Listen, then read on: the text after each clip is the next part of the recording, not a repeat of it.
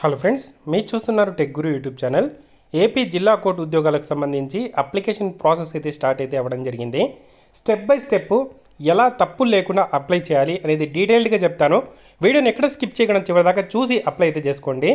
చాలామంది వీడియో చూస్తున్నారు కానీ చాలా తక్కువ మంది వీడియోని లైక్ చేస్తున్నారు. కొంచెం వీడియోని లైక్ చేసి సపోర్ట్ చేయండి. మన వాట్సాప్ గ్రూప్ లింక్ కింద డిస్క్రిప్షన్లో ఇస్తాను. జాయిన్ అవ్వకపోతే జాయిన్ అవ్వండి. కోర్టు జాబ్ ఉద్యోగాలకు, డిఎస్సి ఉద్యోగాలకు, ఆంధ్రప్రదేశ్లో రిలీజ్ అయ్యే ఏపీపీఎస్సీ ఉద్యోగాల కోసం అన్ని పోటీ పరీక్షలకు ఉపయోగపడే కరెంట్ అఫైర్స్ సంబంధించి మన టీజీ అకాడమీ యాప్లో చాలా మంచి పీడిఎఫ్ అయితే తీసుకురావడం జరిగింది. శాంపుల్ పీడిఎఫ్ ఉంది టీజీ అకాడమీ యాప్లోనే. కావాల్సిన వాళ్ళు టీజీ అకాడమీ యాప్ లింక్ కింద డిస్క్రిప్షన్లో ప్రొవైడ్ చేయడం జరిగింది. కేవలం 69 రూపీస్కే మీకు అయితే అందిస్తున్నాము. So TG academy app download చేసుకొని శాంపుల్ పీడిఎఫ్ చూసి మీకు నచ్చితేనే తీసుకోవచ్చు. ఇదే కాకుండా కోర్టు ఉద్యోగాలకు సంబంధించిన ఫుల్ సిలబస్ కోర్సు అలాగే టెస్ట్ సిరీస్ కూడా ఉంది. టీజీ అకాడమీ యాప్ లింక్ కింద డిస్క్రిప్షన్లో ఉంది, డౌన్లోడ్ చేసుకోండి. మనకు ఏదైతే నోటిఫికేషన్లో చెప్పిన విధంగానే అప్లై డేట్ అనేది 13 మే స్టార్ట్ చేయడం జరిగింది. సో దీనికి సంబంధించిన అప్లై లింక్ అనేది నేను కింద డిస్క్రిప్షన్లో పెడతాను.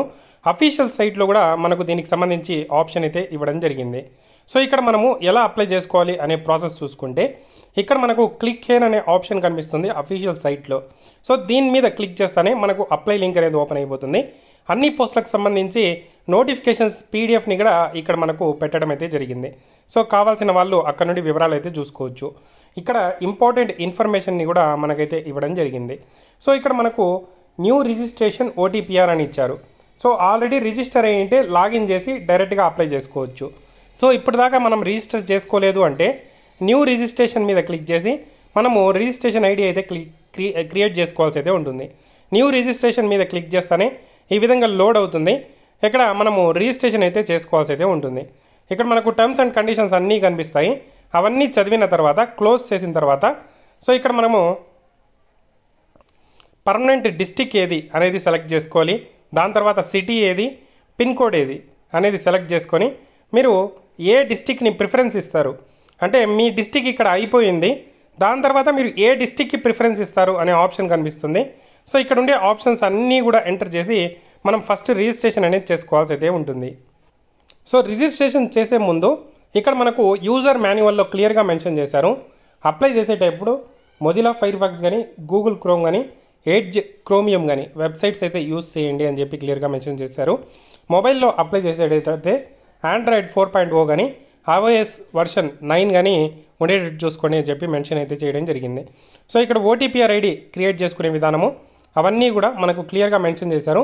సో మనము డీటెయిల్ ఇన్ఫర్మేషన్ చూసిన తర్వాత ఇక్కడ మనము ఓటీపీఆర్ మీద క్లిక్ చేసిన వెంటనే ఈ విధంగా మనకు ఓపెన్ అవుతుంది. సో టర్మ్స్ అండ్ కండిషన్స్ అన్నీ కూడా మనం ఒక్కసారి పరిశీలించుకున్న తర్వాత సో ఇక్కడ మనకు క్లోజ్ అనే ఆప్షన్ వస్తుంది, క్లోజ్ చేస్తాము. సో అదైన తర్వాత రిజిస్ట్రేషన్ ఎలా చేసుకోవాలి అంటే సో ఇక్కడ మనము 7th క్లాస్లో కానీ 10th క్లాస్లో కానీ నేమ్ ఏముంది అని అడుగుతారు. సో 7th నేమ్ 10thలో ఏ నేమ్ అయితే ఉందో దాన్ని మాత్రమే ఎంటర్ చేయండి. మీ ఆధార్ కార్డులో ఒక నేమ్ ఉంటుంది, మీ 10thలో ఒక నేమ్ ఉంటుంది. ఏ నేమ్ ఎంటర్ చేయాలని చెప్పి మీకు డౌట్ ఉంటుంది. మీ 7th క్లాస్లో కానీ 10th క్లాస్లో కానీ ఏదైతే నేమ్ ఉంటుందో దాన్ని మాత్రమే ఎంటర్ చేయండి. తర్వాత మీ father name, mother name. So ఇక్కడ ఫాదర్ నేమ్ కానీ, మదర్ నేమ్ కానీ, లేకపోతే గార్డియన్ నేమ్ కానీ ఏదైతే మీ 10th క్లాస్ ఉంటుందో అది మాత్రమే ఎంటర్ చేయండి. సో ఇక్కడ మీరు ఎవరి నేమ్ అయితే ఎంటర్ చేశారో దాన్ని మాత్రం ఇక్కడ క్లిక్ చేయండి. మీ డేట్ ఆఫ్ బర్త్ కూడా 10th మార్క్స్ మెమో ప్రకారం ఎంతైతే డేట్ ఆఫ్ బర్త్ ఇక్కడ ఉందో దాన్ని మాత్రమే ఎంటర్ చేయండి. తర్వాత జెండర్ మేలా, ఫీమేలా, ట్రాన్స్జెండరా మెన్షన్ చేయండి.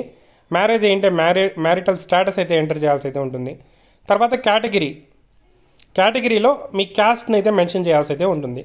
సో ఇక్కడికి అయిపోయిన తర్వాత weather the application is person with disability అని అడుగుతున్నారు.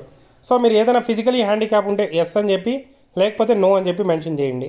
ఎక్స్ సర్వీస్ మెన్ ఉంటే ఎస్ అని చెప్పి లేకపోతే నో అని చెప్పి మెన్షన్ చేయండి. తర్వాత స్పోర్ట్స్ కోటా ఏదైనా ఉంటే మీ దగ్గర ఎస్ అని చెప్పి లేకపోతే నో అని చెప్పి మెన్షన్ చేయండి. తర్వాత మొబైల్ నెంబరు కన్ఫర్మ్ మొబైల్ నెంబర్లో కూడా అదే పెట్టాల్సి ఉంటుంది. ఈమెయిల్ ఐడి కన్ఫర్మ్ ఈమెయిల్ ఐడిలో కూడా అదే పెట్టాల్సి అయితే ఉంటుంది. So email ID, mobile number ఒకేసారి ఇక్కడ తీసుకుంటుంది, చేంజెస్ ఉండవు. ఏదైతే మీ పర్మనెంట్ నెంబర్ ఉంటుందో 1కి 2 సార్లు చూసుకొని టైప్ చేయండి. తర్వాత మీ అడ్రస్. సో ఇక్కడ మీ అడ్రస్ని అయితే మెన్షన్ అయితే చేయాల్సి అయితే ఉంటుంది. సో అడ్రస్ని మెన్షన్ చేసిన తర్వాత మీరు పర్మనెంట్ అడ్రస్ ఒకటి ఉంటుంది, ప్రజెంట్ ఒక అడ్రస్ ఉంటుంది. లేదు మా పర్మనెంట్ అడ్రస్ ప్రజెంట్ అడ్రస్ ఒకటే అంటే దీన్ని టిక్ మార్క్ చేశారంటే కింద ఆప్షన్ కూడా వచ్చేస్తుంది. లేదు మీరు పర్మనెంట్ అడ్రస్ ఒకటి ప్రజెంట్ అడ్రస్ ఒకటి అంటే నో మీద క్లిక్ చేసి మీరు ప్రజెంట్ ఉండే అడ్రస్ ఇక్కడ, పర్మనెంట్ అడ్రస్ ఇక్కడ ఎంటర్ చేయాల్సి అయితే ఉంటుంది. సో ఆ విధంగా అడ్రస్ సంబంధించిన వివరాలు అయిపోయిన తర్వాత ఇక్కడ ఎగ్జామ్ డిస్ట్రిక్ట్ ప్రిఫరెన్సెస్ అయితే ఇవ్వాల్సి అయితే ఉంటుంది. సో మీ జిల్లా కాకుండా ఇతర ఏ జిల్లాలో మీకు ప్రిఫరెన్స్ ఇస్తారు. ఎగ్జాంపుల్కి నాది అనంతపూర్ జిల్లా, నేను చిత్తూరు జిల్లాకి అలాగే ఏదైతే నేను ఎగ్జామ్ సెంటర్కి చెప్తున్నానో ఎగ్జామ్ సెంటర్స్కి, ఇది ఎగ్జామ్ సెంటర్స్కి మాత్రమే. అనంతపూర్ జిల్లాలో ఖాళీ లేదు, నాకు ఏ కడపనో లేకపోతే కర్నూలులో వేసేస్తారు. లేదంటే నాకు పక్కనే ఉన్న చిత్తూరు జిల్లా కావాలి ఎగ్జామినేషన్ సెంటర్, అలాంటప్పుడు మనం ఇక్కడ ప్రిఫరెన్స్ ఇచ్చుకోవాల్సి అయితే ఉంటుంది.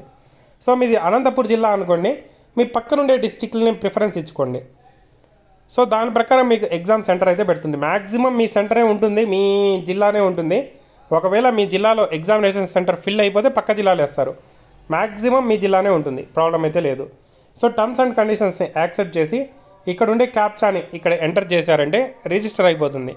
రిజిస్టర్ అయిపోయిన తర్వాత రిజిస్టర్ ఐడి అలాగే పాస్వర్డ్ ఒకటి అనేది రావడం జరుగుతుంది. సో పాస్వర్డ్ వచ్చిన తర్వాత దాంతో మనము ఎంటర్ చేసి అప్లై అయితే చేసుకోవాల్సి అయితే ఉంటుంది. సో దాంతో అప్లై చేసేటప్పుడు మనము లాగిన్ అయితే ఉంటుంది, ఆల్రెడీ రిజిస్టర్ అని ఉంటుంది కదా, దాని మీద క్లిక్ చేసి లాగిన్ చేస్తాము. లాగిన్ చేస్తానే అప్లికేషన్ ఫామ్ అయితే ఫిల్ చేయాల్సి అయితే ఉంటుంది. సో అప్లికేషన్ ఫామ్ ఫిల్ చేసేటప్పుడు ఫీజు పేమెంట్ చేయాల్సి అయితే ఉంటుంది. అన్న మేము ఓటీపీఆర్ ఐడి క్రియేట్ చేసుకున్నాం కదా, ఆ ఓటీపీఆర్ ఐడి ఎలా తెలుస్తుంది అంటే మీరు ఏదైతే మొబైల్ నెంబర్ పెట్టారో, ఈమెయిల్ పెట్టారో వాటికి మీ ఓటీపీఆర్ ఐడి పాస్వర్డ్ అనేది మీకు పంపించడం జరుగుతుంది. సో దాంతో మీరు లాగిన్ అవుతారు. లాగిన్ అయిన తర్వాత ఇక్కడ మనకు ఫీజు పేమెంట్ చేయాల్సి అయితే ఉంటుంది. సో ఫీజు పేమెంట్ చూసుకుంటే ఎస్సీ ఎస్టీ అభ్యర్థులు 400, మిగిలిన అందరు అభ్యర్థులు 800 రూపీస్. ఫీజు ఏ విధంగా ఉంటుంది, ఒక్కొక్క పోస్ట్కి ఒక్కొక్క పేమెంట్ చేయాలా అంటే ఒక్కొక్క పోస్ట్కి ఒక్కొక్క పేమెంట్ చేయాల్సిందే అండి. సో మీరు జూనియర్ అసిస్టెంట్కి 800 పే చేయాలంటే 800 పే చేయాలి, స్టెనోగ్రాఫర్కి పే చేయాలంటే 800కి 800 పే చేయాలి. ఆ విధంగా మనము ఫీజులు సపరేట్గా పే చేయాల్సిందే. జీఎస్టీ ఉంటే జీఎస్టీ కూడా పే చేయాల్సిందే. సో మన రిజిస్ట్రేషన్ డీటెయిల్స్లో ఇప్పుడు దాకా మనం ఏదైతే రిజిస్టర్ చేసుకున్నామో అది అయిపోతుంది. దాని తర్వాత అప్లికేషన్ ఫామ్ మీద క్లిక్ చేసిన తర్వాత సో ఇక్కడ ఈ విధంగా మనకు లాగిన్ చేసి మనం అప్లికేషన్ ఫామ్ని ఫిల్ చేస్తాము. సో ఆ ఓటీపీఆర్ ఐడి అవన్నీ ఎంటర్ చేసి మనము ఇక్కడ లాగిన్ అవుతాము. లాగిన్ అయిన తర్వాత click here to fill the application అని చెప్పి కనిపిస్తుంది. సో దాని మీద క్లిక్ చేసి మనం అప్లికేషన్ ఫిల్ చేయాల్సి అయితే ఉంటుంది. సో అప్లికేషన్ ఫిల్ చేసేటప్పుడు మనకు మొత్తం 5 కాలమ్స్ కనిపిస్తాయి. దాంట్లో మనం పోస్ట్ సెలెక్ట్ చేసుకోవాలి, డిస్ట్రిక్ట్ సెలెక్ట్ చేసుకోవాలి, క్వాలిఫికేషన్ డీటెయిల్స్ అయితే సెలెక్ట్ చేసుకోవాలి, అదర్ డీటెయిల్స్ సెలెక్ట్ చేసుకోవాలి, తర్వాత డాక్యుమెంట్ అప్లోడ్ అయితే చేయాల్సి అయితే ఉంటుంది. సో ఈ విధంగా సెలెక్ట్ చేసేటప్పుడు మనం ఏ పోస్ట్కి అనేది ఫస్ట్ సెలెక్ట్ చేసుకోవాల్సి అయితే ఉంటుంది. ఫస్ట్ మీరు జూనియర్ అసిస్టెంట్కి అప్లై చేస్తున్నారు, జూనియర్ అసిస్టెంట్ పోస్ట్ అయితే సెలెక్ట్ చేసుకుంటారు. ఓకే, జూనియర్ అసిస్టెంట్కి సెలెక్ట్ చేసుకున్నాను. దాని తర్వాత డిస్టిక్, మీ జ్యుడిషియల్ డిస్టిక్ ఏది, అనంతపుర చిత్తూరు అనేది సెలెక్ట్ చేసుకోండి. సేవ్ నెక్స్ట్ మీద క్లిక్ చేస్తారు. సో అక్కడితో మీ డిస్టిక్ అలాగే మీ పోస్ట్ సెలెక్షన్ అయిపోతుంది.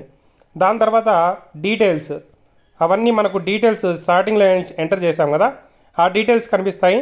అవన్నీ కరెక్ట్ అయినా ఒకసారి అయితే చూసుకొని సేవ్ అండ్ నెక్స్ట్ మీద క్లిక్ చేస్తాము. దాని తర్వాత లాంగ్వేజ్, ఏ లాంగ్వేజ్ మీరు ఇక్కడ సూటబుల్, మీకు ఏ లాంగ్వేజ్ తెలుసు, తెలుగు, తమిళ్, కన్నడలో ఏ లాంగ్వేజ్ తెలుసో దాన్ని సెలెక్ట్ చేసుకుంటారు. సో లాంగ్వేజ్ సెలెక్షన్ అయిపోయిన తర్వాత టైప్ ఆఫ్ స్టడీ, మీరు రెగ్యులర్గా చదివారా, ప్రైవేట్గా చదివారా, ఓపెన్ స్కూల్లో చదివారా అనేది సెలెక్ట్ చేసుకోవాల్సి. సో రెగ్యులర్గా అంటే మీరు రెగ్యులర్గా స్కూల్కి వెళ్ళి చదువుకొని ఉంటారు, ప్రైవేట్గా అంటే మీరు ప్రైవేట్గా చదివింటారు. అంటే ఏదైతే మనకు కొంతమంది స్కూల్స్కి వెళ్ళకుండా ప్రైవేట్గా చదువుకుంటూ ఉంటారు. సో ఆ విధంగా ప్రైవేట్ చదివింటారు. సో ప్రైవేట్ స్టడీ అని పెట్టచ్చు. ఓపెన్ స్కూలింగ్ అంటే ఓపెన్ స్కూల్స్ ఉంటాయి, అందులో చదివిన వాళ్ళు ఓపెన్ స్కూలింగ్ పెట్టుకోవచ్చు. అన్న నేను ప్రైవేట్ స్కూల్ చదువుకున్నాను, నేను ప్రైవేట్ స్టడీ పెట్టాలా, రెగ్యులర్ స్టడీ పెట్టాలా అంటే మీరు రెగ్యులర్గా స్కూల్కి వెళ్ళి చదువుకొని ఉంటే రెగ్యులర్ స్టడీ పెట్టండి, అంతే అండి. సో నెక్స్ట్ మీ 10th ఏ బోర్డు, ఎస్ఎస్సి బోర్డు అనేది సెలెక్ట్ చేసుకొని బోర్డ్ ఆఫ్ సెకండరీ ఎడ్యుకేషన్ అని ఉంటుంది. సో దాన్ని ఎంటర్ చేసి మీ 10th మార్క్ లిస్ట్లోనే ఉంటుంది. మీరు సిబిఎస్ఈ ఉంటే సిబిఎస్ఈ ఎంటర్ చేయండి. ఎప్పుడు పాస్ అయ్యారు, ఏ డిస్టిక్, స్కూల్ ఏ డిస్టిక్ అనేది మెన్షన్ చేయండి. దాని తర్వాత మీ ఇంటర్మీడియట్ చదువుకోనుంటే ఇంటర్మీడియట్, గ్రాడ్యుయేషన్ చదువుకోనుంటే గ్రాడ్యుయేషను, అదర్ క్వాలిఫికేషన్ చదువుకోనుంటే అదర్ క్వాలిఫికేషను, మీ క్వాలిఫికేషన్ డీటెయిల్స్ అన్నీ ఎప్పుడు పాస్ అయ్యారు, సో ఆ డీటెయిల్స్ అన్నీ ఎంటర్ చేసి సేవ్ అండ్ నెక్స్ట్ మీద క్లిక్ చేస్తారు. సో నెక్స్ట్ ఆ డీటెయిల్స్ అయిపోయాక ఇక్కడ మనకు అదర్ డీటెయిల్స్ అడుగుతుంది. అదర్ డీటెయిల్స్లో whether the application involved in any criminal cases. So ఎప్పుడైనా మీరు క్రిమినల్ కేసెస్ అరెస్ట్ అవ్వడము ఇలాంటివి ఏదైనా జరుగుతుందా అని అడుగుతున్నారు. సో మీ మీద ఏదైనా కేసులు ఉంటే ఎస్ అని చెప్పి, లేదంటే నో అని చెప్పి మెన్షన్ చేయండి. Whether the applicant involved in ఏదైతే విజిలెన్స్ ఎంక్వైరీ అని అడుగుతున్నారు. సో మీరు ఏదైనా విజిలెన్స్ ఎంక్వైరీకి సంబంధించి ఏదైనా మీరు ఇన్వాల్వ్ అయ్యారా అని అడుగుతున్నారు. సో దానికి సంబంధించిన డీటెయిల్స్ అయితే ఇవ్వండి. సో మీ డిస్ట్రిక్ట్ని సెలెక్ట్ చేసుకోవాల్సి అయితే ఉంటుంది. So next document upload and payment section ఉంటుంది. సో డాక్యుమెంట్ అప్లోడ్లో ఫస్ట్ ఫోటోగ్రాఫ్ అయితే అప్లోడ్ చేయాలి. ఫోటోగ్రాఫ్ అనేది అప్లోడ్ చేసిన తర్వాత సో మనకు ఫోటో అనేది 80 KB కన్నా తక్కువ ఉండేటట్టు చూసుకోండి. జేపీఈజీ ఫార్మాట్ 80 KB కన్నా తక్కువ ఉండాలి. నెక్స్ట్ ఫోటో అయిపోయింది, ఫోటో అప్లోడ్ చేసాము. సో నెక్స్ట్ మనకు ఫోటో అప్లోడ్ అవుతానే ఫైల్ అప్లోడ్ సక్సెస్ఫుల్ అని వస్తుంది. సో ఆ విధంగా వస్తేనే సక్సెస్ అయినట్టు ఫోటో.